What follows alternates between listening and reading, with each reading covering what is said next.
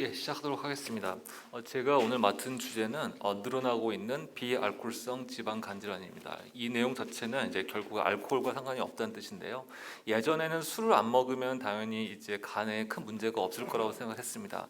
당연히 술이 굉장히 주요한 원인이기도 하고요. 그리고 선진국으로 이렇게 진입하면 할수록 빈부격차도 심해지고 또 사회가 또 주는 어떤 압박과 스트레스, 경쟁들이 받는 어떤 그런 정신적인 공허함 때문에 실제로도 이제 우리나라도 알코올성 지방 간질환 환자는 꾸준히 늘고 있고요. 특히 젊은 세대, 특히 여성들의 알코올성 지방 간질환도 문제가 되고 있습니다. 하지만 제가 오늘 말씀드릴 내용은 이제 비알코올성 지방 간질환이고요.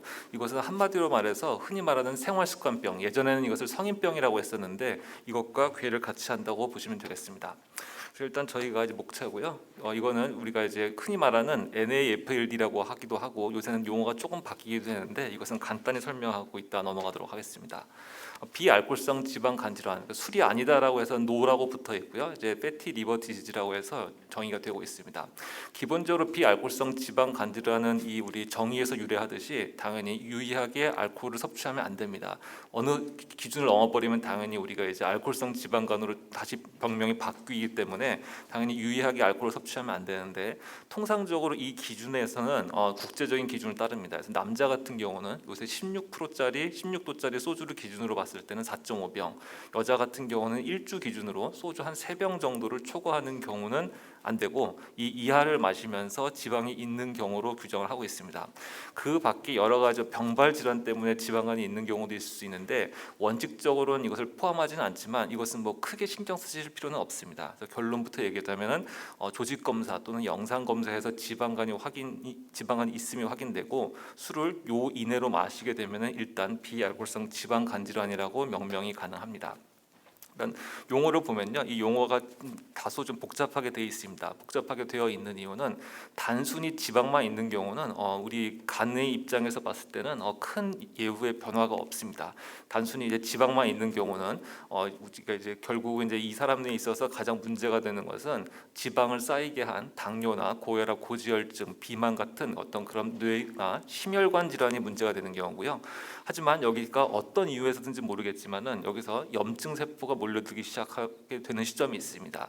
근데 이게 오래되면은 비형 간염이나 C형 간염처럼 빠르지는 않지만 마치 가랑비에 옷 젖듯이 천천히 이게 지방간으로 되고 이걸로 인해서 간 경화도 생길 수가 있고 간암도 생길 수 있고 간 이식을 받기도 합니다. 실제로 이제 비만 인구, 미국 같은 경우는 비만은 물론이거니와 당뇨 인구가 전체 인구의 3분의 1을 차지하고 있으니까 그렇게 심하게 어떤 게 성인병이 심한 나라에서는 실제로 간 이식의 넘버원 코스가 넘버원 유발 인자가 이제 알코올이나 C형 간염이 아니라 이런 비알코올성 지방간으로 이렇게 알려져 있습니다. 말씀드렸듯이 이유를 처음 태어나면서부터 지방간인 사람은 없을 테니까 살면서 어떤 이유에서든지 지방간이 생기고 여기서 어떤 이유에서든지 염증 세포가 들러붙게 되고 그러면 이제 이게 오랜 세월에 걸쳐서 보통 이제 간암 또는 간경변으로 가기도 하고 합니다. 간암이라든가 간경변은 간경변을 경유해서 가는 경우도 있고 바로 간암으로 가는 경우도 있습니다. 그래서 제일 중요한 어떤 유발 인자는 인슐린 저항성, 한마디로 당뇨가 생기는 과정이랑 같다고 보시면 되고요. 이유는 모르겠지만 누구는 분명히 염증이 생기게 되어 있습니다. 따라서 이 두 가지를 목표로 해가지고 지금까지 많은 치료적인 시도가 있어 왔지만은 아직까지는 딱히 이렇게 개발된 시원스러운 약제는 없는 게 현실입니다. 실제로 우리나라 같은 경우는 이런 환자들이 얼마만큼 되느냐, 대략 유병률로 따지면은 한 30% 정도 된다고 알려져 있습니다. 그래서 성인 어린애들은 별로 없을 테니까 성인 인구만 보더라도 최소한 3천만 명 정도를 잡는다면 우리나라 같은 경우는 한 1천만 명 정도가 된다라고 생각할 수가 있겠죠. 이 얘기 그리고 이 복잡한 얘기는 보통은 초음파를 보통 많이 진단을 합니다. 우리나라 같은 경우는 초음파가 워낙에 흔한 진단 도구이기 때문에 하지만 초음파로를 다 할 수는 없기 때문에 이렇게 조그맣게 우리가 혈액 검사라든가 어떤 우리가 흔히 말하는 다른 지병들 그리고 이제 우리가 허리둘레라든가 이런 것들을 조합해서 만들 수 있는 여러 가지 약식으로 하는 어떤 공식들이 있습니다. 공식들로 하면은 조금 적긴 하지만은 대략 한 30% 선이라고 보시면 되겠습니다. 이건 성인병과 밀접한 연관성이 있기 때문에 비만, 당뇨병, 이상지질혈증, 나쁜 콜레스테롤이 높거나 좋은 콜레스테롤이 적거나 아니면 중성지방이 높은 경우가 여기에 해당됩니다.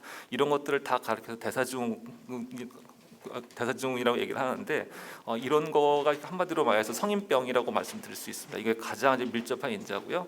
나머지 같은 경우는 이게 직접적인 연관이 있는지 아니면 이 병을 치료 또는 이 병의 경과 중에서 같은 위험 인자를 공유해서 그런지는 알려져 있지는 않지만은 이런 것들이 있는 환자들도 지방간이 있다고 이게 실제로 저희 클리닉에 방문한 경우가 많습니다. 그래서 또 다낭성 난소증후군이라고 해서 이제 그 여성분들이 그런 것도 인슐린 저항성이랑 밀접한 관련이 있고요. 갑상선 기능 저하증 같은 경우는 갑상선 호르몬이 부족하면은 체내에 있는 어떤 칼로리들이 제대로 쓰여지지를 못합니다. 그래서 과잉 칼로리가 되겠고요. 그리고 수면무호흡증후군 같은 경우는 한마디로 말해서 이게 약간 살찐살이 많이 생길 수밖에 없습니다. 그래서 그것과 일정 부분 연관이 있고요. 그리고 뇌하수체 기능 저하증, 성성 기능 저하증도 원래 가지고 있어야 되는 어떤 한마디로 이제 성호르몬이라든가 남성 호르몬, 여성 호르몬 또는 우리가 이제 성장인자들이 그런 좋은 효과가 제대로 발휘되지 못하면서 부차적으로 지방간이 생기는 경우가 더러 있습니다. 그리고 이제 최근에는 이제 약제들 때문에 생기는 경우도 꽤 많습니다. 대표적인 게 이제 류마티스 관절염 때 쓰이는 메소트렉세이트라는 약, 유방암 환자의 재발을 억제하기 위해서 쓰이는 타목시펜이라는 약, 그리고 또 이제 뭐 피부과라든가 여러 가지 염증을 억제하기 위해서 먹는 면역 억제제 일종인 부신피질 호르몬이 여기에 포함이 되고요. 또 한 가지는 우리가 이제 뇌 수술 같은 거 받은 이후에 경기를 예방하기 위해서 먹는 항전간제가 있습니다. 즉 한마디로 이제 경기를 일으키지 말라고 먹는 약제들도 일부 이런 것을 유발한다고 되어 있습니다.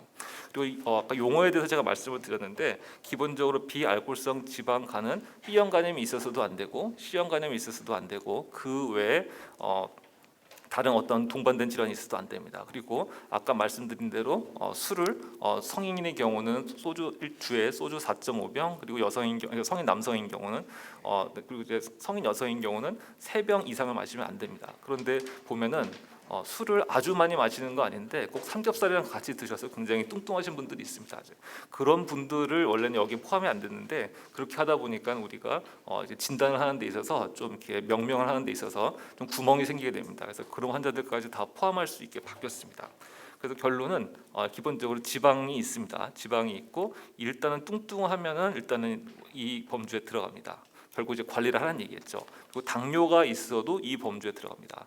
정상이거나 너무 마른 경우는 어떠냐? 당뇨의 전 단계, 이 복잡한 얘기들은 결국 당뇨의 전 단계를 시사하는 소견들인데 이런 게 있으면은 이제 대사 연관 지방 간질환이라고 명명하고 좀 관리를 할 것을 권장을 하고 있습니다. 당연히 이제 우리가 의학적인 정의 관점에서는 당연히 우리가 포괄적으로 진단을 하고 있기 때문에 좀 더 여러 가지로 어떤 더 유용한 어떤 그런 개념으로 받아들일 수 있겠습니다.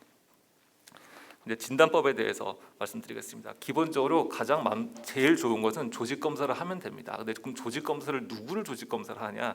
당연히 조직 검사를 할 만한 근거가 있어야 되는데 가장 만만한 것이 초음파에서 지방간이 보였을 때 조직 검사를 간혹 권하는 경우가 있습니다. 조직 검사를 권하는 경우는 첫 번째는 아까 말씀드린 단순 지방만 있는 경우와 그리고 지방 간염이 있는 경우는 그 예후에 있어서 큰 차이를 보이게 됩니다. 근데 이것은 우리가 보통 조직 검사 아니고 증명하기는 좀 어렵습니다. 왜냐하면은 지방 간염, 비알코올성 지방 간염, 즉 우리가 특수한 관리를 요하는 비알코올성 지방 간염도 50%에서는 혈액 검사가 정상이기 때문에 우리가 눈으로 봐서는 또는 피 검사로 봐서는 영상으로 봐서는 절대 알아맞힐 수가 없습니다.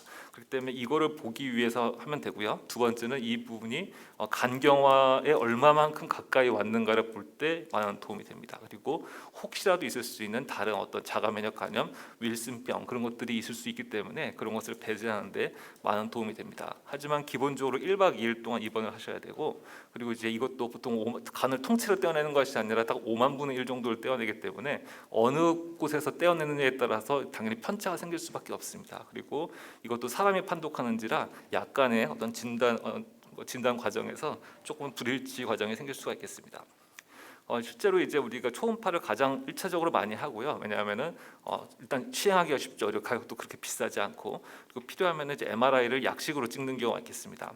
보통 이제 MRI 같은 거를 이제 풀스펙으로 찍으면 거의 뭐 보험이 되면은 한 60만 원, 보험이 안 되면 한 100만 원 정도 드는데요. 보통 이제 요것만 찍는 경우는 한 2, 30만 원 정도 소요가 되는 것으로 알고 있습니다. 그래서 간 스캔도 많이 하시는데 간 스캔은 지방 간이 있는 곳도 웬만큼 알 수가 있고 간경화에 얼마나 근접했는지도 어느 정도 추정이 가능합니다. 그리고 아까 말씀드린 연구 목적으로 국가 단위에서 연구 목적으로 만들기 위해서 이런 걸 만들었는데 그냥 이런 게 있다고만 이해하시면 되겠습니다. 자, 이제 치료 쪽으로 넘어가도록 하겠습니다. 현재까지 지방간 자체를 좋게 하는 우리가 미국 FDA에서 승인을 받은 약제는 아직 없습니다. 하지만 작년 12월인가에 삼상 연구 즉 대조군에 비해서 훨씬 더 좋게 할 거라고 그렇게 주장하는 약제가 한 가지가 공표가 돼서 현재 승인을 대기 중에 있습니다. 그럼 실제로 우리가 진료실에서 처방하는 약제는 동반 질환을 예방하는 또는 동반 질환 또는 위험 인자를 개선하기 위한 약제가 되겠습니다. 왜냐하면 비알코올성 지방간 질환은 나이가 들면서 결국 여러 가지 합병증이 생기게 되는데 그 중에서 가장 중요한 것이 심내열관계 질환이기 때문에 그렇습니다. 그리고 우리가 먹는 약제들 많이 있죠. 우르사라는 약도 있고 레갈론이라는 약도 있고 뭐 하노마린이라는 약도 여러 가지 약제가 있는데 그런 약제들은 기본적으로 간 세포가 받는 손상의 정도를 최대한 중화시키는 역할을 하고 있습니다. 제일 중요한 거는 이제 첫 번째도 체중 감소고요. 두 번째도 체중 감소입니다. 근데 체중 감소를 하기 위해서는 식단 관리가 가장 중요합니다. 식단 관리는 나중에 또 말씀을 드리겠지만 여기서 간단히 말씀드리고 넘어가겠습니다. 보통 우리가 속된 말로 우리가 이제 간에 기별이라도 올라고 하면은 체중의 5%를 감량을 하셔야 됩니다. 그래서 만약에 80kg이다, 그러면 그 중에 5%인 대략 한 4kg 정도를 감량하시면 되겠습니다. 이때부터 간 내 지방량이 유의하게 감소하는 것으로 알려져 있습니다. 그리고 조금 더 이게 더 좋아지려면 7% 정도는 감량을 해야 되니까 우리가 보통 제가 얘기할 때 3개월에 한 2kg 정도의 속도로 감량할 것을 권장하고 있습니다. 더 빨리 하면 좋긴 하겠지만 실제로 달성하기가 매우 어렵고 더욱더 중요한 것은 너무 빠른 거는 결국은 요요 현상을 일으킬 수도 있고 결국 이제 아예 포기하는 어떤 수순으로 갈 수도 있기 때문에 이런 과정은 좀 주의가 필요하다 하겠습니다. 자, 그러면 이제 얼마의 속도로 감량을 해야 되는가? 보통 하루에 500kcal 정도 적게 드실 것을 권장하고 있습니다. 이렇게 오면 조금 잘 와닿지 않으실 텐데요. 보통 우리가 이제 우리 며칠 전에 있은 점심 식단입니다. 그래서 대충 우리가 이제 구내 식당에서 이렇게 먹으면은 한 7에서 800kcal 정도가 됩니다. 그리고 공깃밥 하나가 보통 300kcal 정도가 됩니다. 그래서 여기서 밥을 한 3분의 1 정도 덜 드신다고 생각하면은 반찬도 웬만큼 좀 덜 드실 테니까 500kcal를 3끼 기준으로 쉽게 줄일 수가 있습니다. 또 한 가지는 이제 밥과 동일한 간식에 대해서 말씀드리도록 하겠습니다.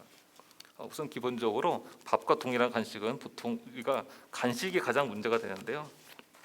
보통 식빵 하나가 밥 3분의 1 공기에 해당이 됩니다. 그리고 이제 다이어트식에 대해서 말씀을 드리면은 감자 한 개가 밥 3분의 1 공기에 해당이 됩니다. 그리고 다이어트 하시는 분들은 또 이제 꼭 고구마를 또 빼놓을 수가 없는데 감자보다는 고구마가 에너지 밀도가 조금 높습니다. 그래서 감자를 튀겨 드시지만 않으면 굉장히 훌륭한 다이어트 대체 식단이 되신다는 것은 여담으로 말씀드리겠습니다. 자, 그럼 식단은 무엇이 좋느냐? 제가 늘 하는 말씀이 있습니다. 그래서 빵, 떡, 과일을 좀 줄이라고 말씀을 드리고요. 드시더라도 과일은 조금만 드실 것을 권장을 드립니다. 그리고 빵을 먹더라도 이제 흰빵 말고 통밀로 된 것을 먹으라고 말씀을 드리고요. 올리브 오일 같은 경우는 기본적으로 굉장히 좋은 지방에 속합니다. 그래서 고기를 오히려 어느 정도 드시고 운동을 열심히 할 것을 권장을 드립니다. 운동요법은요 기본적으로 이제 유산소 운동이 있고 무산소 운동이 있습니다. 근데 둘 다 좋습니다. 중요한 거는 어느 정도의 에너지 밀도를 가질 수 있게, 한마디로 말해서 똑같이 걷더라도 우리가 뛰는 정도까지는 아니지만은 다소 숨이 찰 정도로 운동을 하시는 게 좋습니다. 그리고 이제 약물요법에 대해서 말씀을 드리면은 그냥 간단히 이런 약제가 있었다는 정도로 말씀을 드리겠습니다. 그래서 이제 토코페롤이라고 그래가지고 많이 선전하는 약제들이 있고요. 당뇨약 중에 액토즈라고 하는 약이 있습니다. 이 약 두 가지가 연구가 되었었는데요. 기본적으로 우리가 이제 지방 간염을 좋게 하는 데는 어느 정도 효과가 있었습니다. 그래서 액토즈 같은 경우는 쓸 경우에는 우리가 이제 지방 간염이 좋아진 걸 확인할 수가 있었고, 토코페롤을 쓴 경우에는 지방 간염이 조금만 좋아졌습니다. 0.05라는 한계치를 우리가 적용을 하는데 아주 아슬아슬했습니다. 하지만 간 섬유화를 좋게 하지 못했기 때문에 이 약은 지방간 치료제의 1차 약제로서는 일단 허가는 받지 못했지만은 향후에 이런 정도의 기전으로 약제가 개발될 수 있다는 어떤 희망적인 메시지는 주었습니다. 하지만 토코페롤 같은 경우는 오래 쓸 경우에는 오히려 안 좋은 사람도 있기 때문에 요새는 그렇게 많이 쓰는 약제는 아니고요. 그리고 아까 말씀드린 대로 스타틴이라고 하는 거죠. 우리가 이제 LDL 콜레스테롤 낮추는 약제는 이 자체로 쓰이지는 않지만은 여러 가지 당뇨라든가 이것을 조절할 때, 당뇨나 고지혈증을 조절할 때 많은 도움이 되고 있습니다. 그리고 혹시 비만 관련해 가지고 삭센다라는 주사가 있습니다. 삭센다라는 주사는 요새는 좀 뜸하긴 한데 예전에는 이제 강남에 있던 비만 클리닉에서는 없어서 못 구할 정도로 난리가 났던 약제가 되겠습니다. 이건 체중 감량과 더불어서 지방 간염을 좋게 하는 그런 약제가 되겠습니다. 그리고 더 좋은 약제들이 더 개발될 것으로 생각을 하고 있는데요. 실제로 앨런 머스가 써서 유명해졌던 약제가 있습니다. 그래서 삭센다 말고도 이제 오젬픽이라든가 위고비라는 약제가 이제 들어올 것으로 예상이 되고 있고 한 내년 또는 내후년쯤 되면은 마운드로라고 해서 훨씬 지방 간염을 그러니까 비만 치료제인데 기본적으로 부가적으로 지방 간염도 좋게 하는 것으로 알려져 있습니다. 혹시 당뇨 있으신 분들은 요 약제를 좀 아실지 모르겠는데요. 요 약제는 기본적으로 당뇨 약제긴 한데 일부 지방 간염을 좋게 한다고 알려져 있어서 혹시라도 내분비내과 선생님께서 약을 처방하신다면은 이런 거를 생각하시고 약을 처방하실 것 같습니다. 자, 그래서 오늘 제가 말씀드린 내용은 체중 조절을 하려면은 기본적으로 식이요법은 반드시 하셔야 되고요. 그리고 추가적으로 운동, 그리고 약물 치료는 아까 말씀드렸지만은 직접적인 치료는 아니지만 간접적인 목적으로 많이 처방을 하고 있습니다. 오늘 제가 준비한 내용은 여기까지입니다. 감사합니다.